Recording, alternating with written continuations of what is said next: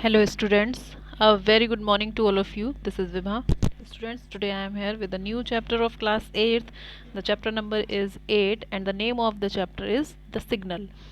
यहाँ पर एक स्टोरी है एक पर्सन के रिगार्डिंग जो रेलवे में एज अ वर्कर जॉब करते हैं। वहाँ पर एक सिग्नल देने की वजह से कुछ मिस हैपनिंग होती है जिससे रिलेटेड ये स्टोरी है। So let's begin. Have you ever been annoyed with a friend and not invited him for your birthday party? वो कहते हैं कि क्या कभी आप थोड़े से चिड़चिड़े से हुए हैं। annoyed मीन्स होता है चिढ़ जाना। विद अ फ्रेंड, किसी अपने फ्रेंड से जिसने आपको कभी इनवाइट ना किया हो अपने बर्थडे पार्टी पे। When all your other friends have been called, जबकि उसने आपके दूसरे फ्रेंड्स को बुलाया हो। And your aunt has been admitted in the hospital but you haven't visited her in spite of many reminder।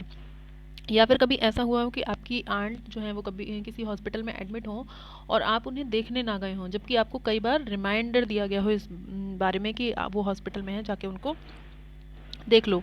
और a situation where your classmate has been unwell and you have deliberately not shared your note. और वो कहते हैं आपका कोई friend है, classmate है जो कि जिसकी तबीयत ठीक नहीं है, लेकिन आप जो है जानबूझकर उसके साथ अपने नोट्स शेयर ना किए हों। You realise later that you should not behave the way you did. और बाद में आपको ऐसा महसूस हो कि मुझे ऐसे बिहेव नहीं करना चाहिए था जैसे मैंने किया। How would you express regret in these situation. वो कहते हैं कि आप इन सिचुएशंस में आप कैसे अपना रिग्रेट मीन्स होता है अपना पछतावा, कैसे शो करेंगे। हैव यू फेल्ट गिल्टी, क्या आप गिल्टी फील करेंगे। सेल्फिश और felt you have been rude, या फिर आप कभी ऐसा आपने ऐसा कभी फेल मतलब महसूस किया हो कि आप बहुत र्यूड हो गए हैं। And non carrying. ठीक है, तो वो कहता है कि क्या आपको कभी ऐसा महसूस हुआ है कि आप सेल्फिश हो गए हैं, आपको अपने इस बिहेव के रिगार्डिंग गिल्टी फील हुआ हो, या फिर कि आप बहुत र्यूड हो गए हैं, नॉन केयरिंग हैं, आप किसी की केयर नहीं करते। इस तरीके का कोई अगर आपके दिमाग में सिचुएशन ऐसी हुई हो जब आपको पछतावा हुआ, तो आप कैसा फील करते हो। Did you want to apologise to make amend for your behaviour. या फिर आप इसके लिए कभी माफ़ी मांगना चाहते हो। And make amends for your behaviour, और अपने बिहेवियर के लिए आप मतलब माफ़ी मांगना चाहते हो अपने इस बिहेवियर के लिए। Which discuss with your partner and share with the class. वो कह रहे हैं कि कभी ऐसी सिचुएशन हुई हो कि आपने कुछ गलत किया हो, उसका फिर आपको बाद में पछतावा हो और आप उसके लिए माफ़ी मांगना चाहते हो। कभी इस तरीके का कोई भी इंसिडेंट अगर आपके लाइफ में हुआ है तो discuss and share with your class. Now we will go through the reading and comprehension section. यहाँ पर हम देखेंगे कि what about the story. Let's read the story of two track walker, Semyon and Wesley. यहाँ पर दो track walker हैं। Track यानी कि यहाँ पर रेलवे ट्रैक की बात हो रही है, जैसे रेलवे में जो ट्रैक होता है उस पर ये दोनों वर्क किया कर एज अ वर्कर काम करते हैं, जिसमें सैमन है और दूसरा है Wesley. The story focuses on the detailed differences between employees on different level in the rail company. वो कह रहे हैं यहाँ पर जो है, यहाँ पर इस स्टोरी में किस चीज़ पे फोकस किया गया है कि कैसे डिफरेंट तरीके के एम्प्लॉयज़ होते हैं और उनका डिफरेंट लेवल का वर्क होता है रेल कंपनी में। ठीक है, read how Wesley attempt to make his life better. वो कहते हैं कि चलिए देखते हैं कि वेस्ली ने अपनी लाइफ को बेटर बनाने के लिए क्या कोशिश करता है वो। सैमन इवानोव, ठीक है, यहाँ पर सैमन इवानोव एक पर्सन है। वॉज अ ट्रैक वॉकर यहाँ पर आप मीनिंग देख सकते हो। ट्रैक वॉकर क्यों कौन होते हैं। The person whose work is walking along and inspecting sections of railroad tracks। ठीक है, जिसका ये काम होता है कि उसको इंस्पेक्शन करना होता है कि रेलवे ट्रैक्स में कहाँ कोई कमी नहीं है या कहाँ पे कोई गड़बड़ी है। तो ये लोग फुल टाइम जो है वो इंस्पेक्शन करते रहते हैं हर सेक्शन में जाके कि रेलवे रोड जो है जिस ट्रैक से ट्रेन्स आनी है, क्या उन ट्रैक्स पर कहीं कोई प्रॉब्लम है, कहीं कोई पटरी जो है वो ढीली हो या कहीं मतलब वहाँ पे इंजर्ड हो, मतलब वो डैमेज हो। इस तरीके की सिचुएशंस को वो इंस्पेक्ट करते रहते हैं, ये उनका वर्क होता है। तो ऐसे ही वो कहते हैं कि सैमियन इवानोव जो है वो यहाँ पर एक ट्रैक वॉकर था। 9 years ago, 9 साल पहले की बात है। He was served right through the war. Right through the war means होता है पूरे पीरियड में, जब तक युद्ध छिड़ा हुआ था उस समय तक वो पूरा वहाँ पर अपनी सेवा देता रहा। कहाँ पर? As an assistant of to an officer in the army. ये पहले आर्मी में वर्क करता था, जहाँ जब पहले युद्ध छिड़ा था, ठीक है। तो वहाँ पे उस टाइम पे ये ऐसे एक असिस्टेंट ऑफिसर की तरह काम करता था। ही returned from the campaign with limbs unbroken but crippled with rheumatism, ठीक है। ये जो है वहाँ पे जब इसने उस कैंपेन में हिस्सा लिया जहाँ पे लड़ाई चल रही थी, उस कैंपेन का हिस्सा लेने के बाद ये जो है वहाँ से वापस तो आया विद लिम्स अनब्रोकन, मीन्स जो है वो उसके लिम्स यानी कि उसके कोई पार्ट उसका ऐसा तो नहीं था कि वो टूटा हो, but crippled with rheumatism means होता है a medical condition that causes stiffness and pain in the joints. बोले उसके हाथ पैर वैसे तो देखने में सलामत है, लेकिन कुछ ना कुछ उसमें एक ऐसी उसकी बॉडी में आ गई थी कि उसके जोड़ों में बहुत मतलब शिथिलता आ गई थी और उनमें पेन रहता था, ठीक है। वहाँ इतना हार्ड वर्क किया था इसने एज एन आर्मी मैन। इसको इस तरीके की एक कंडीशन हो गई थी जिससे इसकी बॉडी में कुछ पेन वगैरह रहने लगा था। It was difficult to plough with rheumatic arms and legs. बोले इस स्थिति में प्लो यानी कि खेती कर पाना, प्लो मीन्स होता है खेती करना, जो है वो बहुत कठिन होता है, क्योंकि इस कंडीशन में हाथ और पैर जो है वो अकड़े से रहते हैं और वो अच्छे से स्मूथली वर्क नहीं कर पाते। Samuel continued to travel about looking for work. Samuel जो है वो लगातार ढूंढता है अपने लिए कि कोई मुझे काम मिल जाए। Once he happen to ride on an engine. एक दिन क्या हुआ, ये एक इंजन पे जो है वो राइड कर रहा था, इंजन पे चढ़ के कहीं जा रहा था। And at one of the station the face of the station master seemed familiar to him. और एक स्टेशन पे इसने देखा कि वहाँ पर जो स्टेशन मास्टर था उसका फेस इसको कुछ फेमिलियर मीन्स होता है जाना पहचाना सा, सीम्ड मीन्स प्रतीत हुआ या लगना, इसको कुछ जाना पहचाना सा लगा, ठीक है। दे रिकॉग्नाइज्ड ईच अदर, उन दोनों ने एक दूसरे को पहचाना। He had been an officer in Semyon's regiment. ये भी वही था जो स्टेशन मास्टर था, जो कभी पहले आर्मी में जब ये वर्क करता था तो वहाँ ये भी सैमन की रेजिमेंट में यानी कि उसकी जिस टुकड़ी में सैमन था उसी में उसके साथ में ये पर्सन भी वर्क करता था। तो कहने का मतलब है ये लोग एक दूसरे को रिकॉग्नाइज करते हैं, क्योंकि आर्मी में होता है कि जो लोग रिटायर्ड हो जाते हैं उनको तुरंत ही कहीं ना कहीं दोबारा से वो जॉब ज्वाइन कर सकते हैं, उनको ये अपॉर्चुनिटीज़ मिलती हैं, ठीक है। तो वो दोनों वहाँ पर एक दूसरे को फेस को देख के, क्योंकि जो इसके साथ में जो पर्सन वर्क करता था वो भी वहाँ पे as a station master work कर रहा था, ठीक है। इवानोव ही सेड, उसने कहा कि तुम इवानोव हो ना? यस योर एक्सीलेंसी, वो कहता है हाँ जी हाँ सर मैं बिल्कुल वही हूँ। How do you come to be here, वो कह रहे हैं आप यहाँ कैसे? सैमन टोल्ड हिम ऑल, तो सैमन उसको सारी बातें बताता है कि मैं परेशान हूँ और मैंने वहाँ पे ऐसे आर्मी को मुझे छोड़ना पड़ा, मुझे रूमेटिक्स की प्रॉब्लम हो गई और अब मैं वर्क के लिए यहाँ वहाँ घूम रहा हूँ। There is no where for me to go, वो कह रहे मेरे पास कोई जगह नहीं है। I must hunt for work sir, बोले मुझे किसी भी हालत में काम चाहिए ही चाहिए, वो कहता है। The station master thought a bit, station master ने थोड़ी देर सोचा एंड सेड, और उसने कहा friend stay here at the station, तुम यहीं स्टेशन पर रुको। वेयर इज़ योर वाइफ, वो कहता है तुम्हारी वाइफ कहाँ है? माई वाइफ इज़ एट कर्क्स, वो कहता है मेरी वाइफ तो कर्क्स में है, कोई जगह का नाम बताता है वो। Well write to your wife to come here, वो कहते हैं अपनी वाइफ को भी लेटर लिख दो कि वो भी यहाँ आ जाए। I will give you a free pass for her, बोले मैं तुम्हें रेलवे का फ्री पास दे दूंगा, उसको बोलो कि कोई खर्चा नहीं होगा और उसको भी तुम यहाँ बुला लो।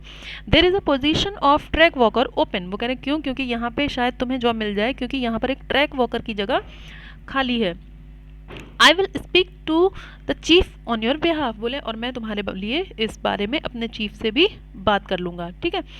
तो वो एक तरीके से उसकी हेल्प करने के लिए लग जाता है। आई शैल बी वेरी ग्रेटफुल, वो कहता है यहाँ पर सैमन उसको बोलता है कि I will be very grateful, मैं तुम्हारे आपके लिए बहुत ग्रेटफुल फील करूँगा। To your excellency replied Semyon, Semyon ने रिप्लाई किया। He stayed at the station, वो स्टेशन पर रुक गया। Helped in the kitchen, station पर रुका और उसने किचन में उसकी हेल्प की।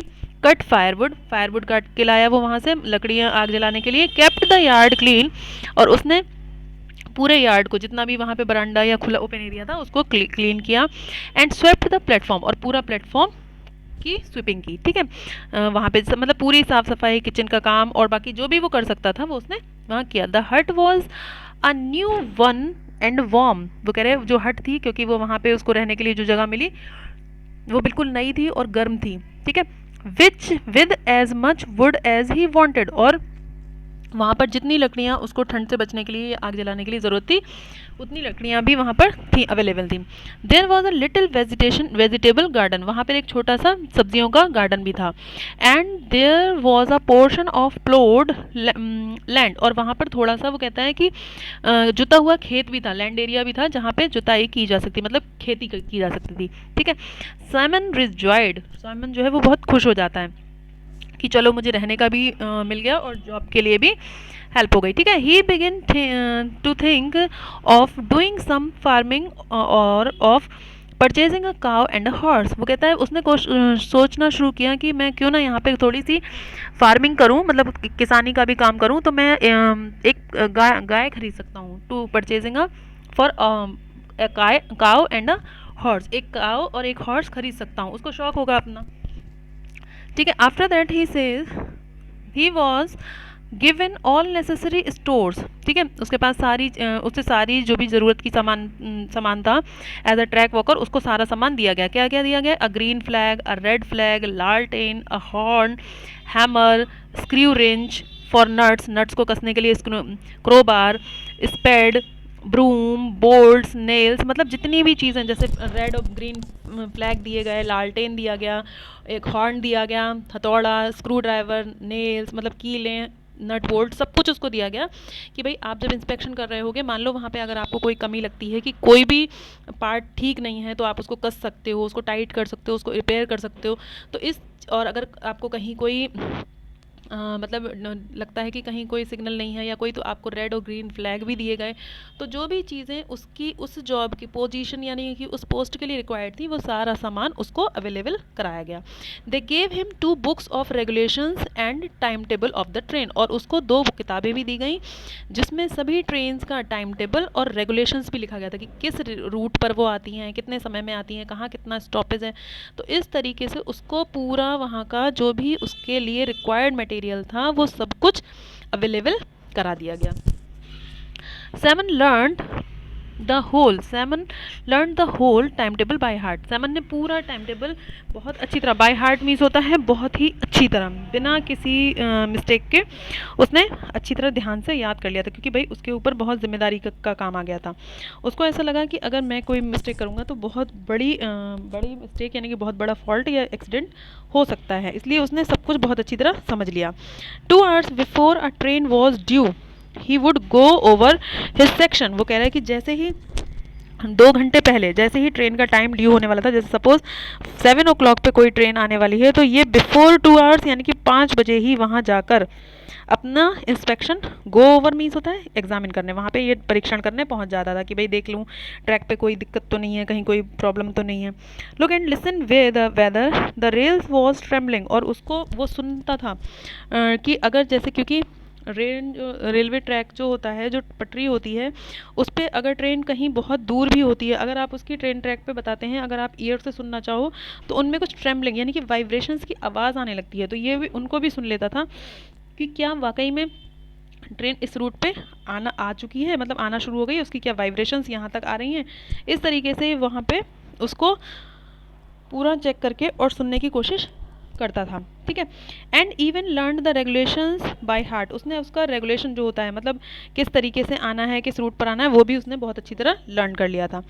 इट वॉज समर, ये गर्मियों का दिन था। There was no snow to clear the away, वहाँ पे कोई बर्फ़ नहीं गिरी हुई थी ताकि उसको साफ़ करनी पड़े। And the train on that line were infrequent, और उस ट्रैक पे, जिस ट्रैक पे वो था, वहाँ पे ट्रेन भी जो थी वो इनफ्रीक्वेंट मीन्स होता है लगातार नहीं आती थी, फ्रीक्वेंटली मीन्स होता है अक्सर आती जाती हूँ, और इनफ्रीक्वेंट लिखा है यानी कि निगेटिव हो गया, यानी कि वहाँ पे अक्सर ट्रेन नहीं आती थी, मतलब कुछ होते हैं ना ट्रैक्स उन पे कम चलती हैं ट्रेनें, रेगुलरली नहीं आती हैं।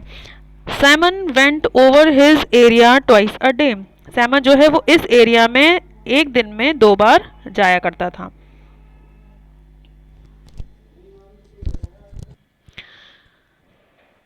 अपने ट्रैक पर, जैसे कि वो जो है अपने जिस ट्रैक से उसका रेगुलेशन जहाँ पर होता था वो वहाँ पर एग्जामिन करने के लिए उस एरिया में ट्वाइस अ डे, एक दिन में 2 बार जाया करता था।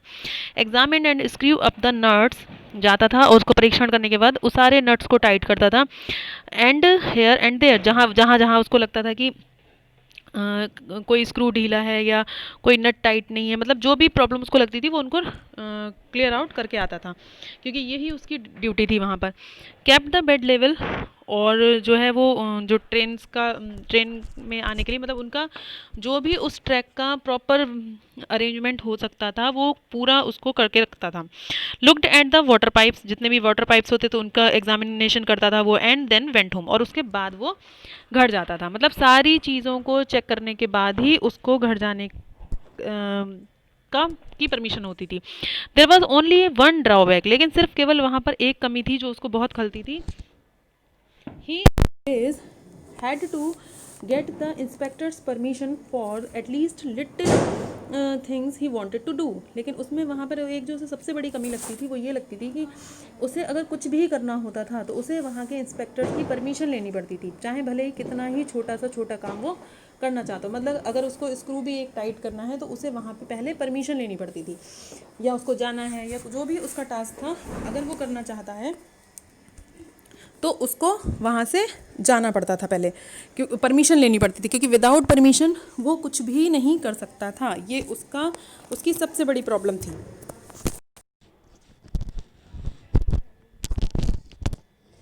महीने गुजरने के बाद क्या हुआ, the Semyon began to know his neighbours. 2 महीने बीते, जैसे ही धीरे धीरे उसको वहाँ काम करते हुए 2 महीने हुए, लोग सैमन जो है वो उसने लोगों को वहाँ जान पहचान, पड़ोसियों से जान पहचान बनाना शुरू हो गई उसकी।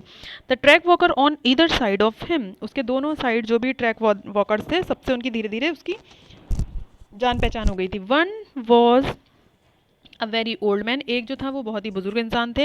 Who scarcely moved out of his हट, जो कि बहुत मुश्किल से ही शायद कभी अपनी हट से बाहर आते थे। The other track walker was a young man, और दूसरा ट्रैक वॉकर जो था वो एक यंग मैन था, ठीक है, युवा व्यक्ति। थिन बट मस्कुलर, देखने में तो वो पतला लगता था लेकिन पतला इन द सेंस फिट था। मस्कुलर था यानी कि उसकी बॉडी बिल्कुल फिट थी, मतलब मोटा नहीं था, बिल्कुल फिट बॉडी लैंग्वेज थी उसकी। When he and Salmon met for the first time, पहली बार जब सैमन और वो मिले, the Salmon took off his hat and bowed, Simon ने अपनी हैट को उतारा और उसके सामने झुक गया वो। एंड उसने बोला good health to you neighbours, he said, और उसने कहा मतलब अपने पड़ोसी को कहा, और सर आप कैसे हैं और आपकी हेल्थ वेल्थ कैसी है। मतलब नॉर्मली जो हम एक ग्रीटिंग करते हैं जब हम किसी से पहली बार मिलते हैं या किसी को नया नया हम जानना शुरू करते हैं तो how do you do, he replied, उसने आंसर दिया चलते चलते ही कि आप कैसे हैं। And he then turn around and made off, और वो पीछे मुड़ा और वहाँ से जल्दी ही वो वहाँ से चला गया। मतलब वो भी बिजी था, उसने बस चलते चलते ही नॉर्मली इन लोगों का हालचाल हुआ। However, after another month and or so they become acquainted। acquainted means होता है familiar, यानी कि जब आपकी एक दूसरे से जान पहचान बन जाती है, ठीक है। वो धीरे धीरे क्या हुआ, उनकी एक आप महीने और महीने जैसे जैसे आगे बढ़ते गए, दूसरे महीने उसकी जो है और ज़्यादा दोनों की जान पहचान अच्छी हो गई। Salmon would go with Wesley along the line, इसका नाम जो है वेस्ली है, लाइन, और दोनों स्मोक करते हुए उस अपने ट्रैक पे चलते थे और लाइफ की अपने जीवन की अपनी अपनी बातों को करते थे। Wesley for the most part kept silent, जो वेस्ली था जो इसका पड़ोसी था दूसरा, वो मोस्टली शांत रहता था। But Simon talked of his village, लेकिन सैमन जो था वो अपने गांव की सारी बातें उसको बताता था। End of the campaign through which he वो हैड पास्ड, और उस पूरे कैंपेन के बारे में जो जब वो आर्मी में था तो जिस उसके थ्रू जो वो गुजरा था, ठीक है, मतलब उसने जिस कैंपेन में उसके साथ जो जो हुआ था वो सारी बातें अपनी बताता था, शेयर करता था। I have had no little sorrow in my day, he would say God has not given me happiness but it's all God will. वो कहता था कि I have had no little sorrow, बहुत ज़्यादा दुख तो नहीं था लेकिन जो भी कुछ मिला वो कहता है सब गॉड मुझे, God has not given me happiness, बहुत ज़्यादा खुशी तो नहीं दी लेकिन वो कहता है कि गॉड ने मुझे जो भी दिया वो सब कुछ ठीक है, मतलब वो खुश है अपने, एनफ था उसके लिए जो कुछ भी था।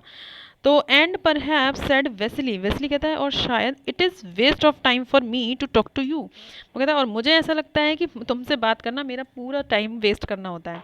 To put everything unpleasant on God, वो कह रहे हैं कि तुम हर अनप्लीजेंट चीज़ को गॉड पे कर देते हो। एंड सिट एंड सफ़र, और तुम बैठो और सिर्फ सहते रहो, जो कुछ भी तुम्हारे संग बुरा हो रहा है बस सब कुछ गॉड के ऊपर डाल दो और तुम बैठो और सोचते रहो। मतलब वो एक तरीके से थोड़ा सा कुछ इरिटेट सा हल्का सा यहाँ पे महसूस होता है।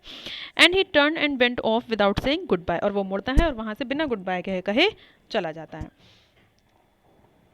गॉट अप, सैमन भी वहाँ से उठा। वो वहाँ से क्या कहता है, नेबर ही कॉल्ड, वो जोर से चिल्लाता है, अरे पड़ोसी, why do you lose your temper, तुम क्यों नाराज होते हो मुझसे। But his neighbour did not look round and kept on his way, लेकिन उसके नेबर ने, उसके जो पड़ोसी था जो वेस्ली, वो उसकी तरफ रुकता भी नहीं है और वो मुड़ के भी नहीं देखता है।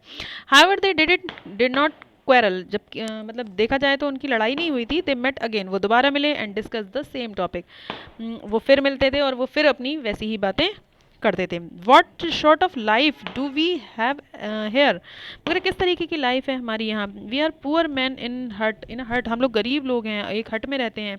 वॉट पे do you get, hast Wesley, Wesley कहता है क्या मिलती है, क्या तनख्वाह मिलती है तुम्हें। नॉट मच वेस्ली, वो कहता है बहुत ज़्यादा नहीं, केवल 12 रूबल। रूबल यहाँ पर क्लास जो है वो मैं आपको बता दूँ, रूबल जो होता है वो एक करेंसी होती है रशिया में। रशिया में जो करेंसी चलती है उसको हम रूबल कहते हैं, ठीक है। तो वो कहते हैं कितना पैसा मिलता है आपको, मुश्किल से मुश्किल आपको सैलरी में 12 रूबल्स मिलते हैं। एंड आई और वो कहता है और मुझे कितने मिलते हैं, 13.5 रूबल, ज़्यादा नहीं, आपसे बस 13.5 रूबल मुझे मिलते हैं। वाई, वो कहता है क्यों। By the regulation of the company should give us 15 rouble, बोले वो कहता है कि जो कंपनी के रेगुलेशंस है उसके अकॉर्डिंग हमें जो है वो 15 रूबल एक मंथ में मिलने चाहिए, लेकिन नहीं मिलते हैं। Who decide that you should have 12 rouble, बोले किसने, कौन डिसाइड करता है ये कि हमें जो है हम इस काम के लिए 12 रूबल मिलना चाहिए। और या फिर आई 13.5 और मुझे केवल 13.5 मिलने चाहिए। आस्क योर सेल्फ, वो कहता है कि पूछो ज़रा अपने आप से, पूछो कि ये सब सारी चीज़ें क्यों हो रही हैं हमारे संग, जो 15 मिलने चाहिए वो तुम्हें 12 और मुझे 13.5 मिल रहे हैं। You understand it is not a question of 1.5 rouble और 3 रूबल। वो कहते हैं ये वो सवाल केवल 1.5 और 3 रूबल्स का नहीं है। Even if they paid us the whole 15 rouble, बोले कि अगर वो हमें पूरे 15 रूबल जो है वो पे करें, I shall not stay here long, बोले फिर भी मैं यहाँ पर अब और ज़्यादा लंबे टाइम नहीं रुकूंगा। I shall go somewhere anywhere follow my nose, वो कह रहे हैं कहीं भी जाऊँगा लेकिन अब मैं यहाँ नहीं रुकूंगा, चाहे ये मुझे 15 दें, 1.5 और देने लगे, लेकिन अब मैं सिर्फ वहीं जाऊँगा। फॉलो माई नोज एक फ्रेज़ है क्लास, इसका मीनिंग होता है take action based on one's instinct, आप अपनी अंतरात्मा, इंस्टिंक्ट मीन्स होता है आपकी अंतरात्मा की आवाज़, ठीक है। वो कहता है मेरे अंदर से कुछ अजीब सा हो रहा है और मैं यहाँ बहुत ज़्यादा लंबे टाइम पे काम नहीं करूँगा और मैं कहीं नई जगह जाऊँगा। But where will you go Wesley, वो कहता है लेकिन तुम कहाँ जाओगे, वो पूछता है Semyon. Here you have a house warm a little piece of land your wife is a worker, बोले लेकिन कहाँ जाओगे, यहाँ एक घर मिला हुआ है तुम्हें, एक छोटा लैंड मिला हुआ है, वाइफ भी तुम्हारी यहाँ वर्क करती है, कहाँ, मतलब कुछ समझ, वो कहता है कि समझ नहीं पाता है कि कहाँ जाना है तुम्हें। Land, you should took at my piece of land, वो कह रहे हैं तुम मेरे भी हिस्से का ले लो। Not a twig on it, वो नथिंग, उस पर एक ट्विग, एक तिनका तक नहीं होता है, नथिंग, कुछ नहीं होता। I planted some cabbage in the spring, बोले मैंने वहाँ उसमें कुछ कैबेजेस, बंद गोभी जिसको आप बोलते हो सब्जी में, स्प्रिंग सीजन में गई थी। Just when the inspector came along, उसी समय वहाँ पे एक इंस्पेक्टर आ गया। ही सेड, उसने कहा what is this, why have you not reported this, वो और उसने मुझसे कहा कि तुमने इस बारे में इस चीज़ की मुझे खबर क्यों नहीं की, मतलब कि तुम यहाँ पे अगर मुझे वहाँ पे उस लैंड में अगर सब्जी भी उगानी है तो मुझे इंस्पेक्टर की परमिशन लेनी पड़ेगी। तो वो कहता है you why have you don't Why have you done this without permission? Dig them up and root and all. वो कहता है कि उसने मुझसे कहा कि तुमने मुझसे इसकी परमिशन ली, इसको जल्दी से उखेड़ो और इस हमको बाहर फेंको, रूट आउट, ठीक है। यू आर हॉट टेम्पर्ड, तुम बहुत गर्म दिमाग के हो। नो, वो कहता है नहीं नहीं, no I am not hot tempered, वो कहता है नहीं मैं गुस्से वाला नहीं हूँ, but I tell the truth, बल्कि मैं तुम्हें सच्चाई बता रहा हूँ। तो वो मतलब एक दूसरे की बात कर रहे हैं, सुन रहे हैं कि ऐसा उस इंस्पेक्टर ने मेरे साथ किया, ये चीज़ गलत थी, जब हमें वो लैंड मिला है तो हमें सब्जी उगाने का हक होना चाहिए, लेकिन उसने आके उस चीज़ को भी मुझसे मतलब कहा कि तुमने मेरे से परमिशन नहीं ली और इसको उखाड़ो, हटाओ यहाँ से सब चीज़ें। तो वो कहता है ये चीज़ें गलत हैं। I will complain to the chief, वो कहता है मैं इसकी शिकायत ज़रूर करूँगा। वी विल सी देन, फिर हम देखते हैं कि आखिर ये कैसे क्या करेंगे। So student, this story is very long, so I will pause the first part of this story here. I will continue from this section in my next video part. So till then you have to wait. I hope कि यहाँ तक आपको story समझ में आई होगी. So you have to wait for the second part, I immediately made that video very earlier, ठीक है। So thank you, have a nice day.